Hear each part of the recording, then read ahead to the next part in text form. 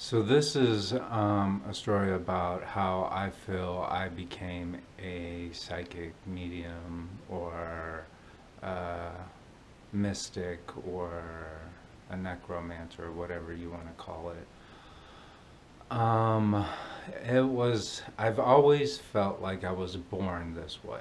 Like this was my God-given gift in life to do stuff like this. And there was a lot of times where I didn't want to do this type of work because it frightened me, especially as a young child, um, being introduced into the whole experience. Well, it all really came together when I was in kindergarten. And there was this girl from Korea, and I was half Korean, and she was from Korea, and we were the only Korean students in the classroom. Well, she was very talented and very mature and advanced for her age. And she told me about this game called the Japanese Ghost Ritual Game. And she told me what I needed to do in this game was to be in a room with complete silence, a peaceful, calm, meditative room, and either lying on the bed, on the floor, or sitting in a reclining couch. And then I want to control my breathing, breathe in and out through my mouth, breathe in and out through my mouth, and then keep this pace. And as I do this, I begin to allow my subconscious to take over um, my my experiences at that point. So what I need to do is just keep relaxing while I breathe, keep that rhythm, and then when my subconscious is ready, then I have to picture myself in front of um, my home, outside of my home at nighttime. And then I have to enter my home, but it's really dark. And then I have to go to the first room on the clockwise position. And as I go into the clockwise position, I'm going to start at the very bottom room of the of my home at the clockwise position and start opening up all the windows going clockwise, and just keep doing this, practice of opening the windows, and walking clockwise throughout the room. Well, as I do this, I am opening up, channels and doors to being able to see, exactly what spirits are inside the home, or what events have taken place or occurred, or, what entities live in the home. So anyways, after I open up all the windows and I experience whatever it is that I'm supposed to experience in my home, I do this going counterclockwise as I shut all the windows in the room, walking counterclockwise, starting in the last room when I was going clockwise, and then going counterclockwise, shutting all the windows in the house, as I begin to leave and exit out the house through this ritual game. Well, I'm more advanced for that because that was when I was in kindergarten. And so what has happened to me on numerous occasions growing up was, I would have these weird paranormal experiences. Starting with that game, what happened inside our house in Junction City. It was a big house, but there were some weird things that would happen inside the house. And this was when I was really young. And then we moved to Pennsylvania. And in Pittsburgh, Pennsylvania, we also my family moved into a haunted house there, where my first actual true experience with a ghost did happen. What had happened was we were living in a very old house built at around the time of the late 1700s. So it was an old house, and so there was a lot of activity inside the house, and I could sense it, you know, and I could see it inside the house. Well, with what happened was in that experience, I saw a girl coming towards me while I was sleeping in my bedroom, and then, you know, she wanted to perform sexual acts on me, and then after she was done, she, like, you know, went back into my closet and the door shut, and it was a paranormal experience, and I explained this in one of my other videos. But what I'm going to tell you is that there have been times where people have experienced the paranormal with me while we were in a location that might have proved to be haunted. First, it began when we moved to Salina, Kansas. And when my family moved here to Salina, Kansas, I started hanging out with different types of people. Well, because it was a new school and there were new experiences going on, so I was in Salina, Kansas, and this didn't happen until I started living here. That people that I started associating with also would experience weird things with me. Well, the first time it happened was when I was in the sophomore in high school, and I was invited over to someone's birthday party at the local Applebee's. And I didn't know the person, but we were friends with one person. At the same time, we knew the same person. So as we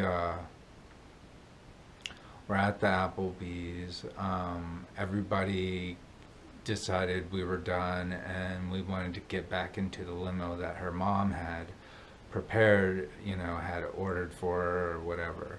This was the first time I've ever ridden in a limo. So I was invited, so I went ahead, and they said, "Where should we go?" And I said, "Why don't we go up to the cemetery up on Gibson Hill Cemetery?" And they all were like, yeah, okay, let's do that. And so we did that.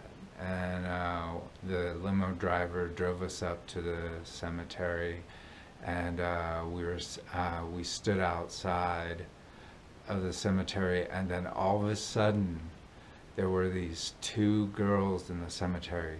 They were glowing like blue, and they were running like down the cemetery, and they were all dressed in Victorian dresses.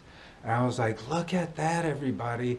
And everybody looked at them, and they were screaming, and they were like, "Oh my God, what is that? What is that?" And I said, "Those look like ghosts." And these two girls, Victorian girls, they were like running and laughing, you know, and they were running past us, and this scared everybody, and we jumped back into the limo and we took off in the limo. So that was like the first experience that happened to me. The second experience happened when about I would say several years ago. Yeah, several years ago. I only had two experiences where people were there to actually witness ghosts with me. So the second one is a little bit more sad and complicated. I had a friend, and his name was Jeff. And so he had just uh, we just met, you know, we were just new friends and everything, and so we started hanging out for a little bit, and then he was going through some rough times, and he had moved out of his parents' house, and this was in Abilene, Kansas. He had moved out of his parents' house and into this really old Victorian house. I think it's on Buckeye Street, from what I remember. So, and he lived up in this like upper portion of it. It was just like this rundown, dilapidated. I could tell just by standing outside of it that it was haunted. And so I walked in there and I knocked on the door. And I'm like, "What's up, Jeff? You know, how you doing?" And you know, he told me to come hang out and stuff. And I went over there and we were hanging out in his bedroom, and I was sitting in a chair by the computer, and he was sitting in a chair by the computer, and he got up and left, and all of a sudden I felt someone near me.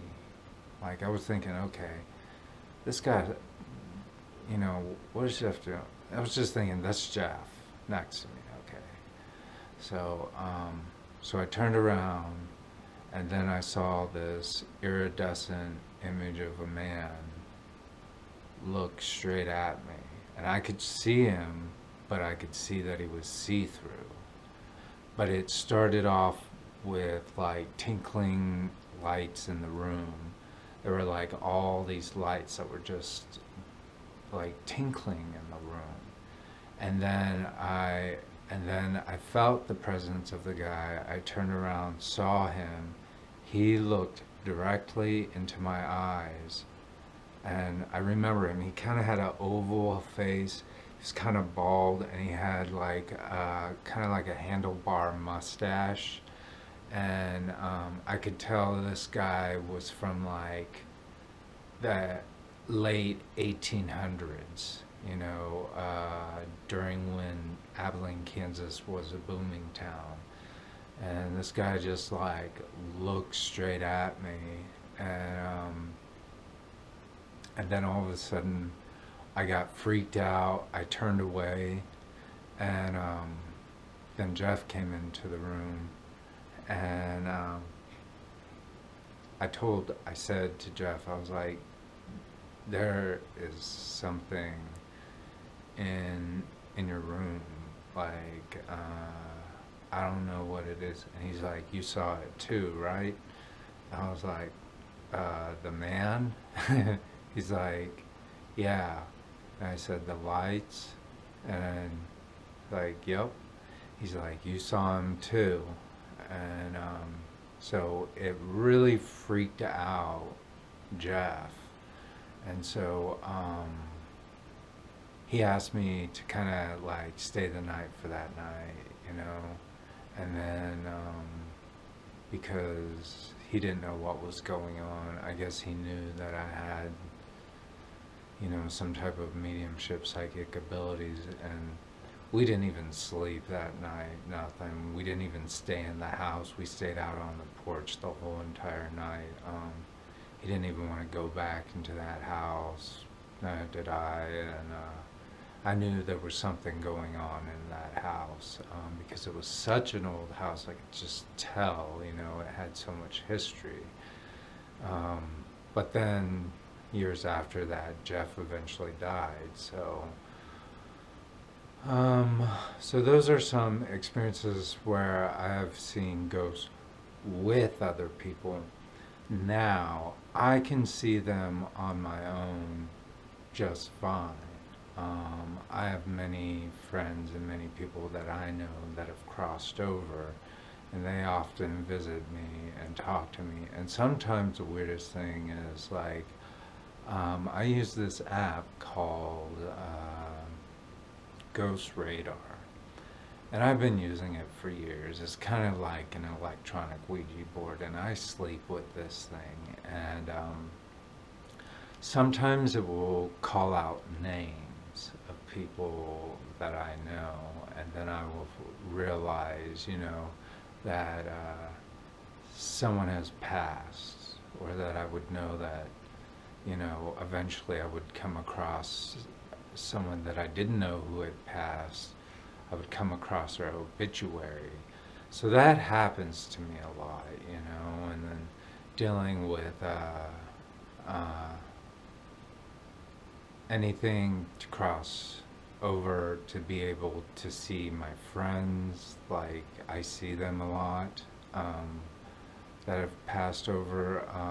I'm able to cross them over, just tell them, how to cross over, and a lot of them have a hard time doing that because they think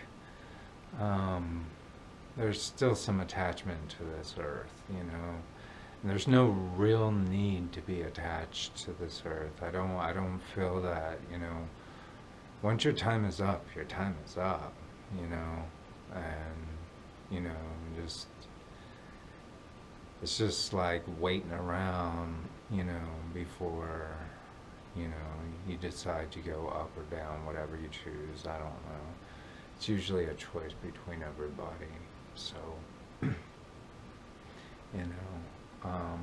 but yeah, I'm able to communicate with that ghost. I can see them. I see them a lot over where I live.